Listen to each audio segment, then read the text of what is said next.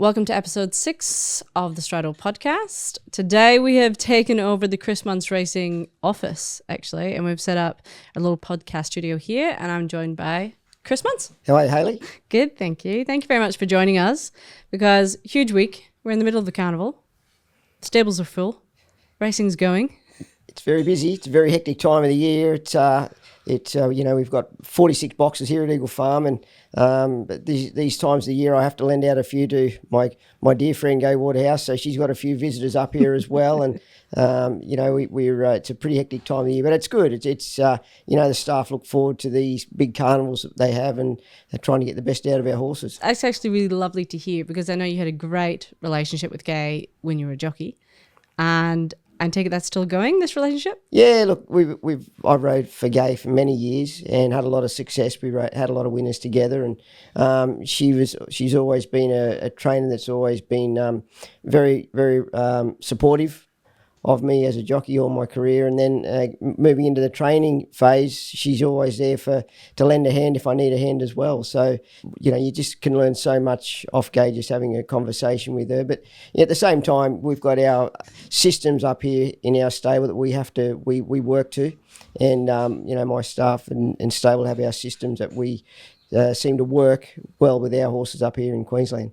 Would you use Gay as a sounding board if you're troubled by a horse or wanting to pick her brain about something? Oh, sometimes I do, but I've been very fortunate, like through my whole career, basically from training, that I've had a number of people that have been able to bounce a few ideas off, my father-in-law, Barry Mitchell, my very dear friend, Barry Baldwin, and Pete Moody, he was always someone that I would ring and have a chat to if something was, I wasn't sure about something. But, a lot of trainers that I've sort of ridden for in the past, if I needed any sort of help, they were always very willing to give me a hand out where they could. So you actually were born in New South Wales? I was, yes. And the majority of your riding career was in New South Wales? No, a majority of my riding career was up here in Queensland. I started off up here. I left school in year 10, I was only 15 or 16 or something, and I left school, come up here to Queensland. I was apprenticed to an old trainer called Eric Kerwin, who trained, if people aren't sure about the old Eagle Farm and Hendra environment, was all full of stables. The horses used to be seen walking up and down the streets mornings and afternoons. There was no on-course stabling. Every backyard had stables in them, whether it be 2, 4, 6 or 20. There was always stables in the backyard, and that's how the training was back then in the Hendra Ascot area. So he had about 20 horses down the back of his house, and a little boys' room, which was a 4x4 fibro room, which we lived in there for probably the first 18 months of my apprenticeship. Chris, when you're coming through the ranks, who was in the jockey room with you? There was a lot of very, very good riders. Mick Dittman was still riding. You had riders like Michael Pelling, Michael Kerr. There was Graham Cook, Mel Shoemaker, Tony Earhart, Cyril Small. There was so many good riders, and I've even missed Neil Williams. There's probably a lot of riders, Brian York, that I've missed, but they could go anywhere. They could go anywhere in Australia or the world for that matter, and certainly hold their own and be very, very competitive. Do you see any changes from when you were coming through to now, the young riders? Obviously with academies, there's coaches. How do you see your apprenticeship compared to maybe those that are coming through at the moment? Oh, hell yeah, there's a lot of differences, and there's so many differences. And look, I don't know whether they're all good, to be honest. There's some that are very, very good. I think the safety of the riders has become a lot more professional, and I do feel that the health of the jockeys compared to what they used to have to go through is improved dramatically. But I still think that there's areas that certainly I don't agree with. But, overall, I think the jockeys these days, they're well looked after. The Jockeys Association, particularly up here in Queensland, has always been a very strong one.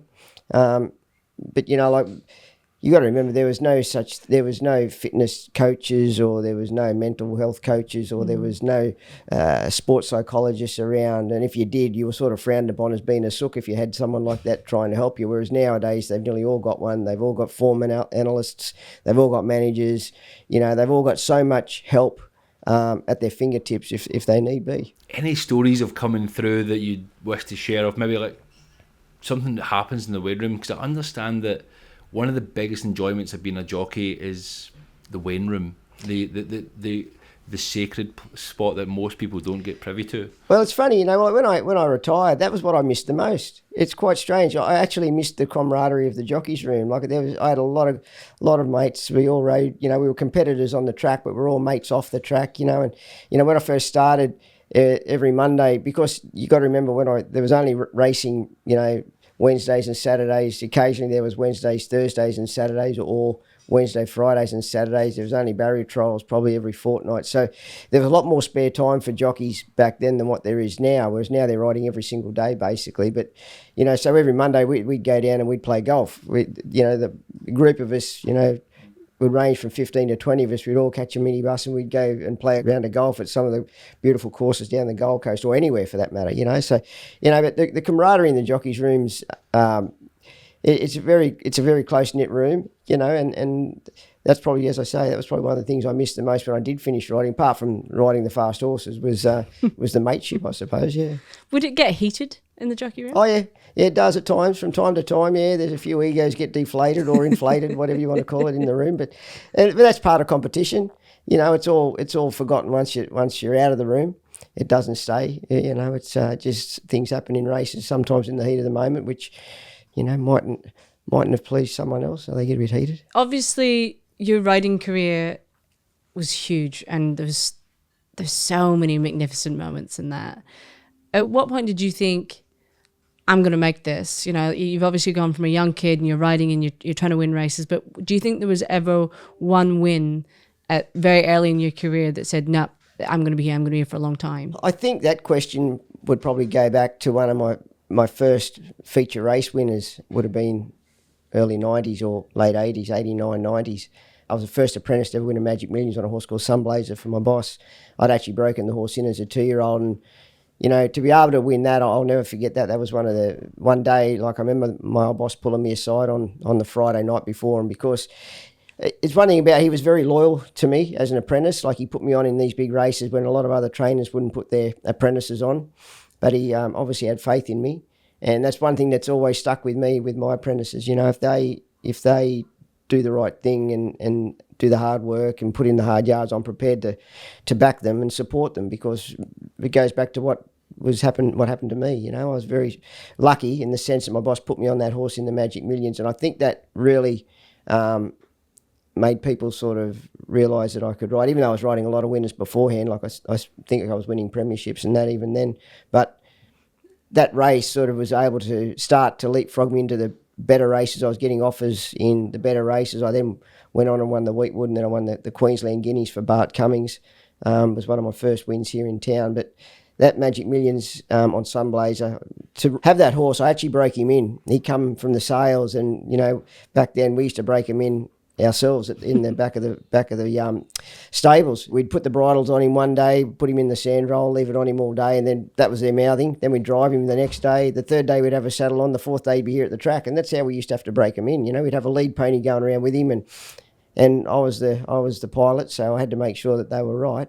And to ride that horse every day and see him improve and improve and improve, go to his first start in the race, it was a great thrill. You know, it was a great sense of accomplishment. But I think after that was when, you know, I started to get the opportunities in the better races. Do you think that is why younger jockeys get those opportunities? Do you think they have to win something decent on the board for people to take notice of them? Well, you know, other people are always, I suppose other trainers and owners are wary, or when I say wary, they're cautious about putting the young apprentices on if they don't know. Yep.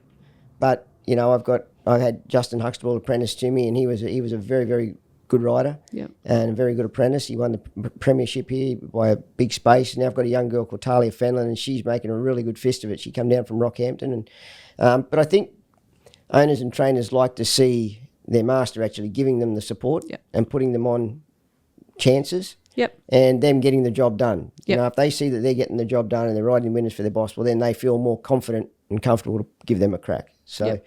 You know, I think it's I do think that's very important for the apprentices. At what point in your riding career, like what really made you make that decision that you were going to retire from race riding? Well, I sort of got to a stage up here where, I mean, you asked me before about when I knew I was going to make it. Well, I never really got to stage where I thought I was going to make it or had made it. I'd sort of always had set myself goals, like when I'd sort of won the premierships here and felt in my own mind that I'd achieved all I could achieve or wanted to achieve, I thought, well, I've got to do something else. And that's when I challenged myself then to go interstate, to go to Sydney. Yep. And I had no support when I went down there. I just sort of went down cold turkey and landed at Randwick, started riding work, and just we basically had to work hard and made a good go of it. And then I came back from Sydney. We were back from Sydney. I'd been down there for quite a while, and many years we were in Sydney. And then came back, and I'd been riding here, and same sort of thing. I'd broken the records up here that I'd been set previously, and I thought to myself, well, I wasn't actually enjoying it like I used to. Yep. Plus, I'd been through a bout of throat cancer, which I had to overcome. Yep. And I'd sort of thought to myself, well, riding's not going to be forever. I've got to be able to do something else at some stage in my life. So that was when I decided that I might as well train. I might as well give training a go, and really enjoyed it. Was that your first thought? If I don't become a jockey, I definitely want to train. Well, not really, but I thought to myself, well, what else can I do? Yep. I mean, here I was late 40s, and I'm going to stop training. Well, what am I going to do? I'm not educated in as far as being able to have an office job or yep. Have a banking job or anything like that. What was I going to do? So, and I couldn't just not do anything. I'm not the sort of person who could just sit around and play golf sort of a couple of times a week or whatever. So, and I've always enjoyed horses. I just love horses. From when I was a kid with my show jumpers and that, I've always felt comfort being around horses, and I just love being around the animal. When you decided training's for me, I'm going to give this a go, was there any apprehension of knowing that you went into the training ranks maybe 15 years behind your adversaries? So you had experience in the saddle, which took you up to a certain age point. I'm guessing a lot of trainers would normally be assistant trainers, stable hands, work riders, and then eventually evolve into that position. Did you have any apprehension of where or how a jockey's experience could be adapted into the training ranks? Not really. No, I didn't. I basically just threw everything at it. I didn't do it half-hearted. I just sort of thought, well, I've got to make it work. Simple as that. I couldn't have any apprehension or do it half-hearted. I just sort of had to really commit to making a fist of it. And I worked damn hard. And we still work hard. And I'm lucky now. I've got my son, Corey, with me, and my daughter Caitlin. That they're still here as well. And they're wonderful helps to me. And they're probably going to have the bonus of being able to have the grounding, which I didn't get. They're sort of going to learn from the mistakes that I made when I first started. But, I just had to make a go of it. I had to sort of go on my knowledge of horses that I'd sort of had all my life, and, then sort of go back to how I used to, the track work and everything for the bigger trainers that I used to ride for, how they used to work their horse and what they used to do. And even when I was riding, I used to ask a lot of questions. It always fascinated me with how the trainers would get their horses fit, how they would know that they were fit. I mean, I could get on a horse and ride one and know that it was ready to go. But from a trainer's point of view, without having that sense of feel, that was something I always wanted to try and work out, how they knew a horse was ready when they're not even riding the horse. I always thought that was fascinating. So now I've had to learn that myself. Even though I ride, I probably only ride, a handful of horses compared to what I used to ride. We're at Eagle Farm. Why Eagle Farm to train from? I suppose, without sounding corny, I suppose this is my home. I've been here as an apprentice. I know every part of it. I think me and my foreman, Al Russell, were talking the other day, and I think between the two of us, we're probably the two oldest people he left at Eagle Farm when we first started, because he was a jockey as well, a very successful jockey. Alan Russell used to ride Chief De Beers, and there's no one training here at Eagle Farm now that's been here longer than what we have. So, we know the track and everything like the back of our hand. And look, the setup here is very good. They've done a very good job here at Eagle Farm. It's a pretty active environment, but you've just got to work with it. And with you have to be like a Swiss Army knife nowadays. How do you find the bloodstock selection side? Yeah, well, I'm lucky. I have Arthur Hoyer come over from France in January, and he's very, very good. So I lean on him quite a bit in January to select my horses. He picks the type of horse that I like, particularly that's one that's going to suit Queensland. He knows my budget isn't up in the millions, so he sort of picks the right horses at the right budget that he knows I can afford, and he knows that we're going to get here and be able to do the job with. And ever since, the last 2 years, 3 years since he's been working for me, it's been very successful. Chris, when you first started training, when you announced you were going to train, did you have people come to offer you horses, or did you have to go and get them? Look, I still had to work hard. I was very fortunate at the time. Dynamic Syndications, they gave me a couple of horses to get started with when I first kicked off my training career, and they were very good. And I've still got horses for them now, so they were very helpful. But the overall business of owners, I still had to work hard at to get owners to come on board, and particularly that were willing to invest a nice amount of money. They wanted to make sure that I was going to be able to do the job. So they needed to, it was a bit of a double-edged sword. They needed to see me perform before I could get owners willing to invest, good money into horses. Would you have had any relationships, those people that you rode for as a jockey? Did you have those relationships Yeah, who came sure. and supported you? And I've still got some people that I used to ride for that have got shares in horses with us and raced horses with me, and it's wonderful. It's good to be able to sit down and have a chat with them, and particularly win races for them. It's very satisfying. I think you're quite right when you're talking about training horses, of being on them, and then the difference of actually seeing them and being able to. And I watched this wonderful interview once with Crickethead Moret, who said that training is what you see and how you interpret that. So if you interpret it the incorrect way, then your horse is not going to go any good. So you have to be able to see what you can, and then how to improve it, or how would you describe what training horses is to someone? That could be described in many ways, but I think at the end of the day, you're right. You've got to be able to see an athlete. You've got to be able to see a horse evolve from when they first come into your stable as well. You've got to see a horse evolve and change and become fit and strong and remain healthy and happy and get into there. And what a race, particularly here in Australia, where it's a different style of racing to Europe, where it's and in Queensland it's mostly speed racing, and you need a horse that's going to be able to want to run and basically run fast. So it's a lot of it is what you see, for sure. What would be those mistakes that you felt that you made early on in your training career that you definitely don't do now?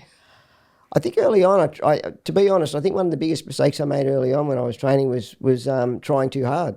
I think I used to probably work them harder than what they needed to. Yep. I didn't, I was always not sceptical, but I was always wondering what people were talking about the Queensland heat, and that was one thing that I used to probably do a little bit, was probably work them a bit too hard.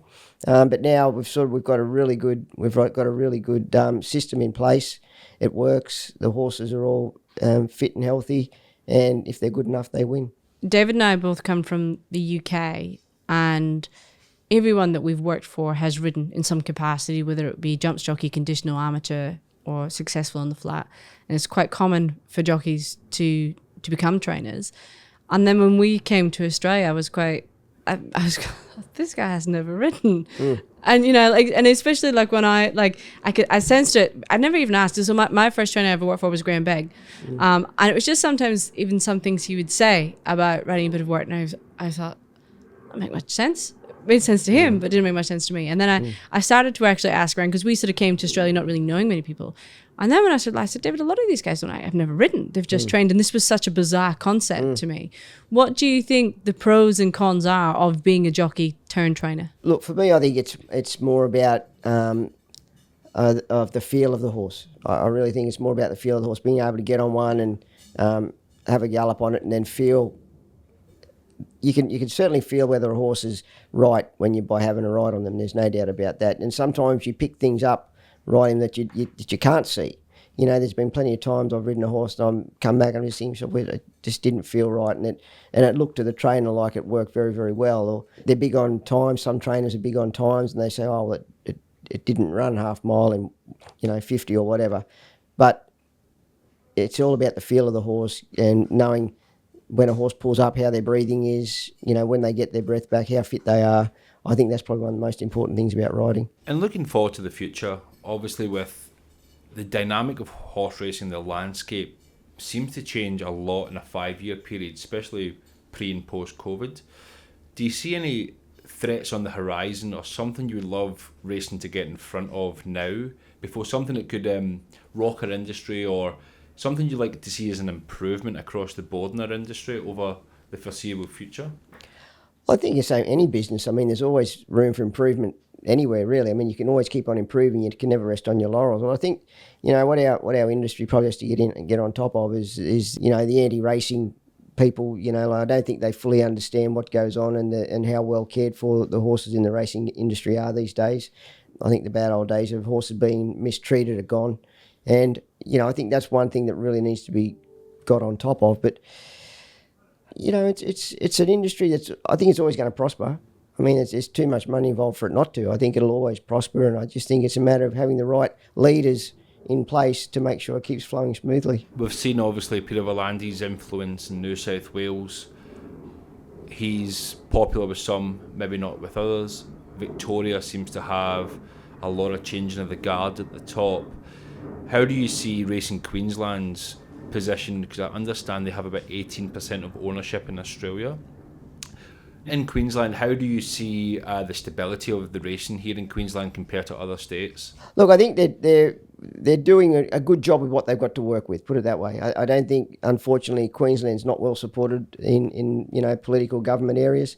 The racing in Queensland, I should say, isn't well supported. And I think, if they could get the same sort of support as what the governments give New South Wales and Victoria, I've got no doubt it would be a very buoyant business. So I think that's probably one area that needs to be looked at. Can you see yourself ever tempting to take horses to other jurisdictions like Japan, Hong Kong, UK? Is there any aspirations to compete in the world stage? Yeah, I'd love to. If I had one good enough. I mean, we travelled with Pelisipan last season, and she was wonderful for us. She ran seconds, a couple of seconds and thirds in good mares group races, and she came back up here and won the Tats Tiara last winter, the Group 1 race. So we had a wonderful experience travelling her, and it's certainly if I had the right horse, and I'd love to travel with him. As a hypothetical, we are seeing trainers heading over for Royal Ascot for a bit of a break, but there's sales such as the Goff sale that's held in London. We see Mick Price. He has a runner that's going to be campaigned in Europe, then come here to Australia. We've seen Kieran Marr do this with Light Infantry to great success, running Group 1 placed in Europe, and it was being targeted, I think, towards like a Cox Plate. At what point can you possibly see yourself putting the head above the parapet? Because obviously these European horses come at a little bit of a premium. Can you see yourself purchasing from Europe and trying something new? Oh, yes, I could, and I think I do believe there's a spot for them here in Queensland too, because the stayers up here certainly aren't to the strength of what the sprinters are. It's very difficult for an interstate trainer to bring their sprinters up here and compete with the Queensland sprinters, but their stayers are always much stronger than ours. So, there's a hole there that could be filled, and I certainly wouldn't rule something like that idea out for sure. Anyone that was having a look, Chris, what is the difference that you bring to people coming into your stable to be part of ownership with Chris Munce Racing? I think our stable's unique in the sense, you've got all these big conglomerates now. They've got 100, 200 horses and that sort of thing. And, we've got probably 50 horses in work, and it's strange to actually call a 50-horse barn boutique, but I suppose it is in a way these days, compared to other stables. We are I suppose, a boutique stable where we're a very close-knit stable.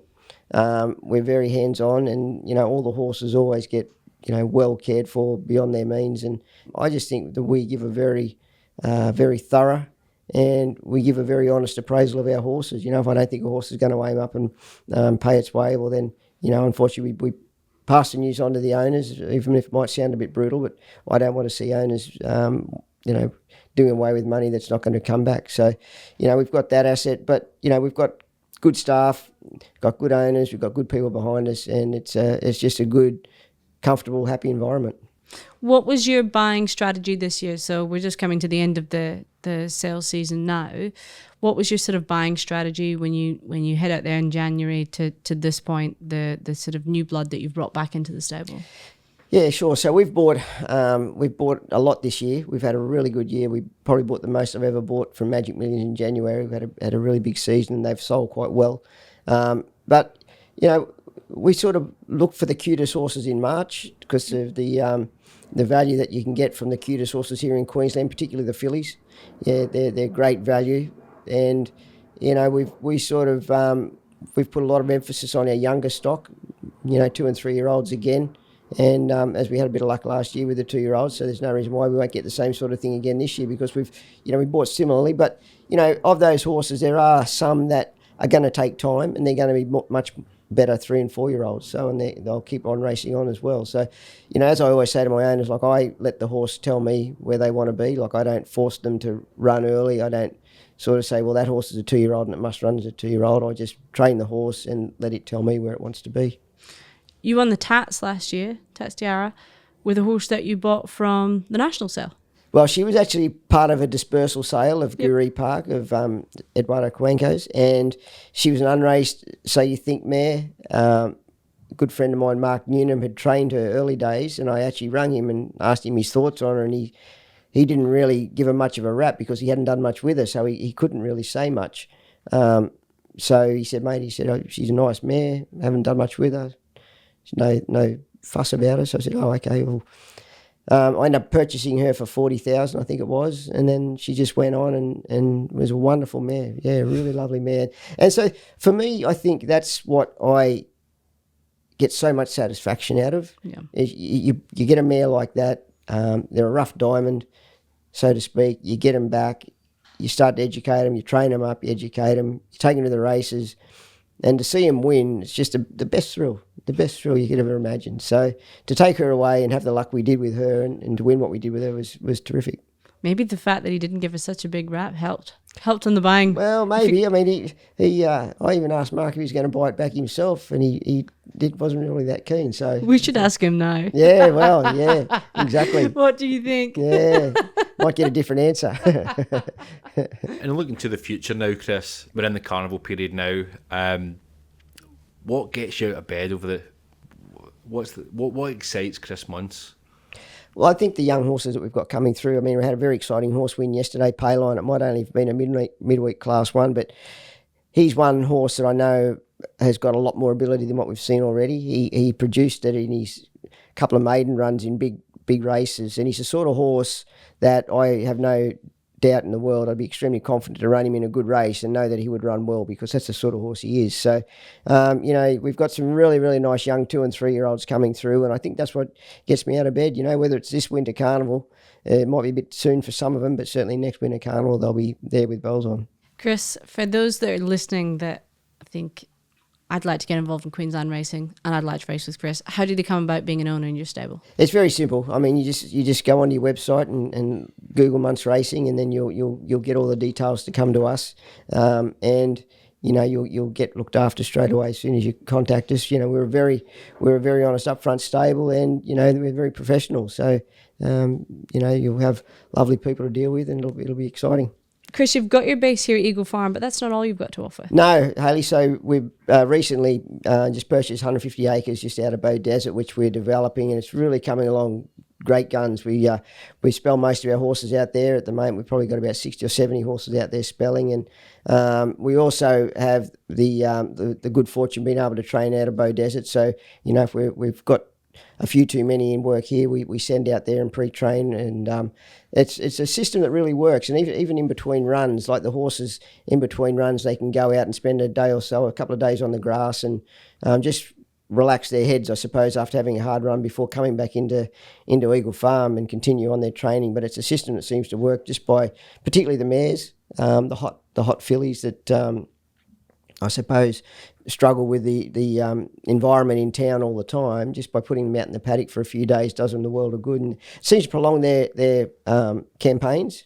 we get a lot more runs out of their campaigns, and they just seem to enjoy it and race a lot more genuinely. So if I was an owner, you'd be basically, if I was bringing a horse to you to train, you'd be able to look after all encompassing every part of its career, basically. Like we'd be able to spell it with you. You'd still be able to see it all the time. You'd be still having regular updates instead of it going to an external farm and relying on them. Correct. Yeah, spot on. So we get the horses broken in, and then they're back at our farm and spelling, and then they're rotated as a system in and out of Eagle Farm until they're ready to race. And if they don't look like they're going to race as a 2-year-old, then we just give them extra time. They're well looked after, and they develop and mature on the farm.